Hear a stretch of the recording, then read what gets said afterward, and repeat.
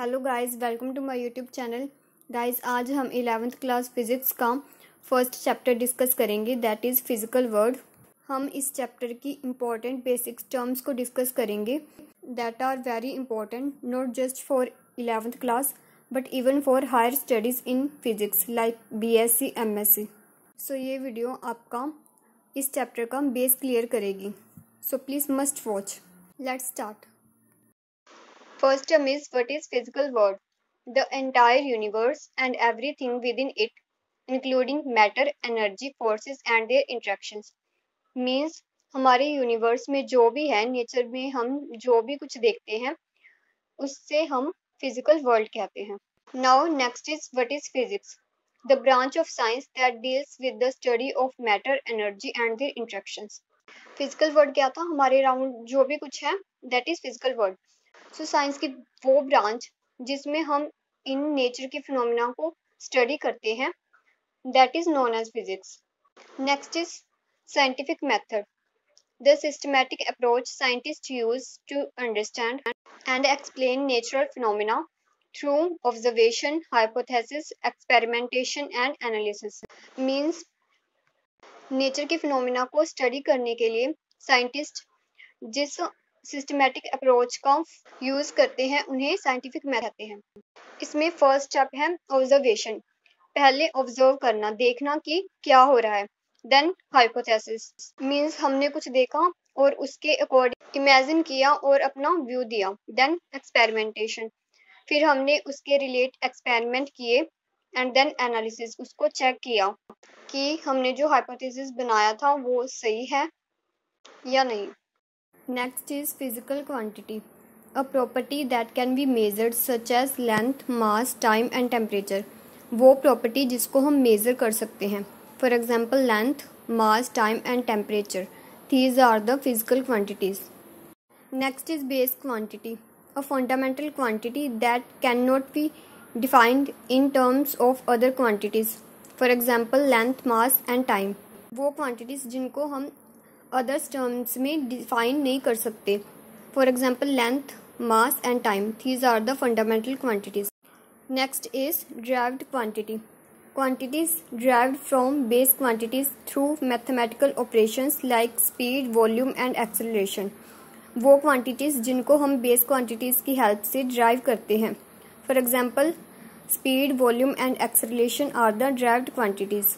As we know, speed is equal to distance by time. Distance and time both are base quantities and इसकी help से हमने speed को derive किया है। So speed is derived quantity. Next is measurement, the process of comparing a physical quantity with the standard unit to determine its magnitude. चीज़ का magnitude बताने के लिए जब हम उसकी फिजिकल क्वांटिटी और यूनिट को कंपेयर करते हैं, so that is called measurement. For example, suppose हम किसी रोप की लेंथ मेज़र करना चाहते हैं with the help of ruler. So in this case physical quantity is length and its standard unit is metre. So by comparing rope's length with the ruler marked in metres we can tell magnitude of rope. This is called measurement. Next is unit, a standardized quantity used to express measurements. Example, meter, kilogram, second and Kelvin. Measurements को express करने के लिए हम जिन quantities का use करते हैं उन्हें unit कहते हैं। जैसे कि length को express करने के लिए हम meter का use करते हैं, temperature को express करने के लिए हम Kelvin का use करते हैं, etc. Next is system international units, the globally accepted system of measurement units used in science. वो यूनिट्स जो ग्लोबली एक्सेप्टेड है, मीन्स हर जगह पर सेम है, that are known as system international units. For example, metre, second, kelvin etcetera. Next is dimension, it is a characteristic property of a physical quantity. The three fundamental dimensions are length, mass and time. Dimension किसी भी physical quantity की characteristic property होती है। Length, mass and time three fundamental quantities हैं। For example, as we know, velocity is equal to distance by time. Dimension of distance is length and time is t. So dimensions of velocity will be L and t inverse. Next is scalar quantities. These are the quantities that have only magnitude like mass and temperature. वो quantities जिनका सिर्फ magnitude होता है. For example, mass and temperature. Then vector quantities. These are the quantities that have both magnitude and direction, like displacement and force. वो quantities जिनका magnitude भी होता है and specific direction भी होती है, that are vector quantities. Next is accuracy. Accuracy refers to how close a measured value is to the true value. Suppose हम किसी object का mass measure कर रहे हैं, उसका true mass 10 kg है, and by measuring we get 9.9 kg, which is very close to 10 kg, so accuracy is very good. Next is precision. Precision relates to the consistency of repeated measurements. Suppose हम किसी object की length measure कर रहे हैं and हमने उसे 10 times measure किया and हर बार हमारी reading same I, so this tells that is very precise, means its precision is very good. Next is frame of reference. Frame of reference is the coordinate system relative to which the position and motion of a body may be described. Frame of reference एक coordinate system है जिसके respect में हम किसी भी object की position और motion को डिस्क्राइब कर सकते हैं. For example see in the picture, यहाँ पर एक स्टेशनरी कार है एंड रोड के दोनों साइड दो पर्सन्स खड़े हैं, ए एंड बी.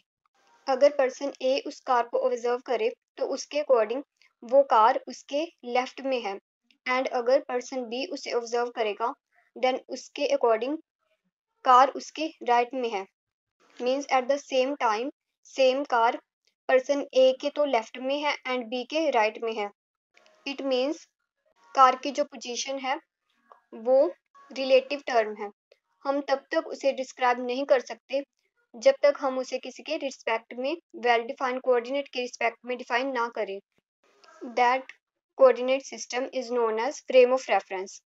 मीन्स यहाँ पर पर्सन ए है वो भी एक फ्रेम ऑफ रेफरेंस है एंड जहाँ पर पर्सन बी है वो भी एक फ्रेम ऑफ रेफरेंस है जिसके रिस्पेक्ट में हम कार की पोजीशन को डिफाइन कर सकते हैं. Next is physical laws. These are the laws which derived from observations and experiments and they help to explain natural phenomena. वो laws जिनको हम observation और experiments के through drive करते हैं उनको physical laws कहते हैं. For example, Newton's law of motion.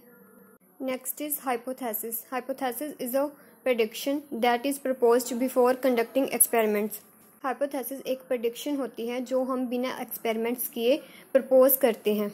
For example gravitation law की डिस्कवरी से पहले ये कहा गया था कि कोई ऐसा सब्सटेंस या कोई ऐसा फोर्स है जो ऑब्जेक्ट्स को अट्रैक्ट कर रहा है. So this is hypothesis. It is a starting point of scientific investigation.